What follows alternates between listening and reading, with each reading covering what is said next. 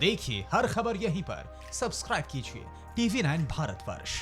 और भारत चीन सीमा पर तनातनी बढ़ रही है। दोनों देश मुद्दे को बातचीत के जरिए सुलझाने की कोशिश में भी जुटे हुए हैं। ऐसे में चीन के खिलाफ भारत का क्या मास्टर स्ट्रोक होना चाहिए, इस मुद्दे पर बात की है हमारे संवाददाता मनीष झा ने मोदी सरकार में डेप्यूटी NSA रहे डॉक्टर अरविंद गुप्ता से। भारत ने चीन को सबक सिखाने का मन बना लिया है। एक तरफ जहां हमारी सीमा पर देश की सेना मजबूती के साथ डटी हुई है, वहीं भारत की जनता बायकॉट चाइना अभियान को भी आगे बढ़ा रही है। लेकिन अभी भी हमारे पास एक ऐसा मास्टर स्ट्रोक है जिसके बाद चीन तिलमिला उठेगा।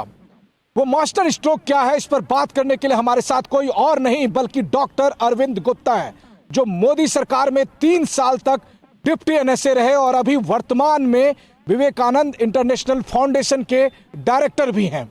सर, आपका TV9 भारतवर्ष पर स्वागत है। और आज हम आपसे जानना चाहते हैं, आपने जो कहा, जिसको लेकर पावर कॉरिडोर में बहुत चर्चा है कि अब समय आ गया है कि वन चाइना पॉलिसी को पर विचार किया जाए दोबारा से। जरा विस्तार से हमारे दर्शकों को बताइए कि आप क्या कहना चाहते हैं, आखिर वन चाइना पॉलिसी पर रिवीजन की जरूरत क्यों पड़ी है? देखिए, ऐसा है कि अभी जो मिलिट्री स्टैंड ऑफ इंडिया और चाइना के बीच में हो रहा है, लाइन ऑफ एक्चुअल कंट्रोल में, ये एक बहुत ही गंभीर समस्या बनती जा रही है। और ये मुझे लगता है कि भारत और चीन के संबंधों में एक वाटरशेड की तरह रहेगा। हमारी एक पॉलिसी पिछले कई दशकों से रही है कि चीन के साथ हम संबंध बढ़ाते रहें और बॉर्डर के ऊपर किसी तरह से पीस और ट्रैंक्विलिटी बनाते रहें। उसलिए हमने कई समझौते भी किए, लेकिन अब ऐसा लग रहा है कि वो पीस एंड ट्रैंक्विलिटी बुरी तरह से डिस्टर्ब हो चुकी है।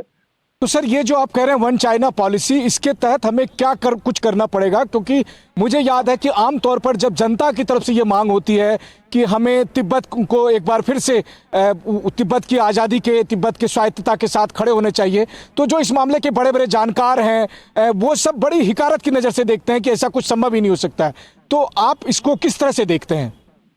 देखिए, मुझे लगता है कि हमें दोबारा से, जैसे मैंने कहा, अपनी पॉलिसी पे विचार करना चाहिए। ये वन चाइना पॉलिसी है क्या?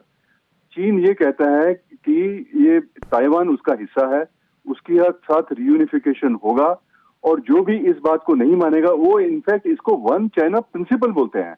और वो हर दूसरे देश पर ये थोपते हैं कि पहले आप ये मानिए कि ताइवान जो है वो चीन का हिस्सा है, ताइवान के साथ आप कोई संबंध मत रखिए, और ये उसको वन चाइना पॉलिसी कहते हैं। ये तो एक ताइवान के संबंध में हुआ, लेकिन तिब्बत की आप बात कीजिए। 1950 में चीन ने तिब्बत पे कब्जा कर लिया, चीन के सैनिक वहां आ गए, और चीन जो तिब्बत और भारत के बीच में सदियों के संबंध रहे थे वो खत्म हो गए।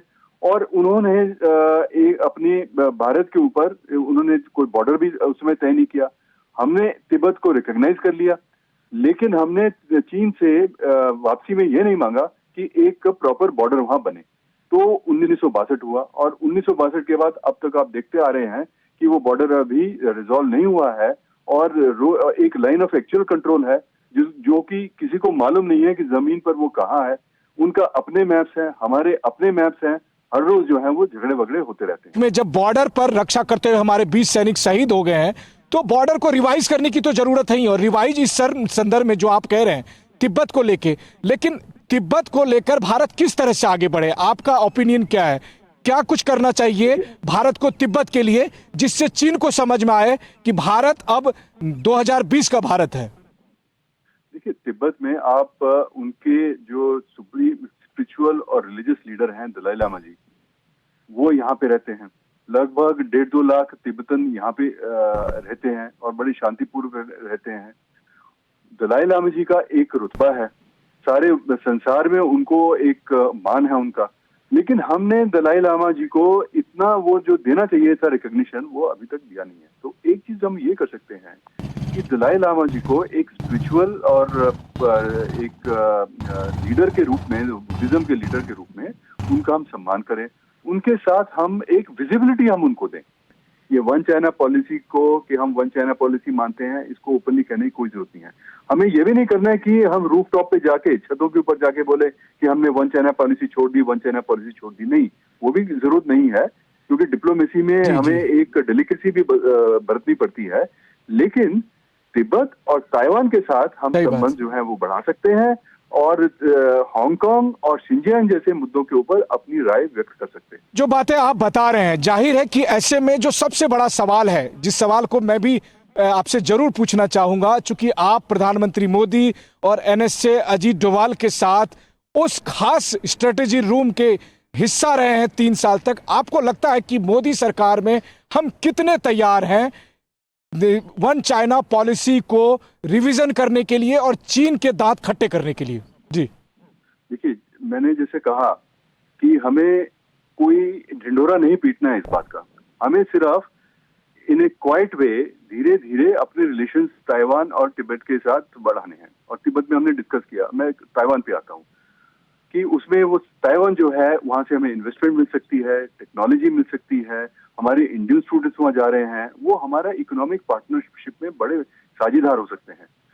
उन्होंने कोविड-19 का बड़ा अच्छा एक एग्जाम्पल प्रस्तुत किया, एक मॉडल प्रस्तुत किया पूरे संसार के लिए। वो चाहते हैं कि हम वर्ल्ड हेल्थ असेंबली में ऑब्जर्वर स्टेटस में आए, वो चाहते हैं कि हम दूसरी जगह भी बैठें, तो हम उनको थोड़ा बहुत सपोर्ट दे सकते हैं। Thank you very much sir, आपने अपने तमाम जो अमूल्य विचार है वो हमसे साझा किए और निश्चित तौर पर भारतवर्ष अब तैयार है चीन को जवाब देने के लिए। हम आगे भी आपसे अनुरोध करेंगे कि इसी तरह आप समय निकालकर अपनी बात हम सब के जरिए जनता तक पहुंचाएं। न्यूज़ टॉप 9 रोज सुबह 7 बजे और शाम 7 बजे सिर्फ TV9 भारतवर्ष पर।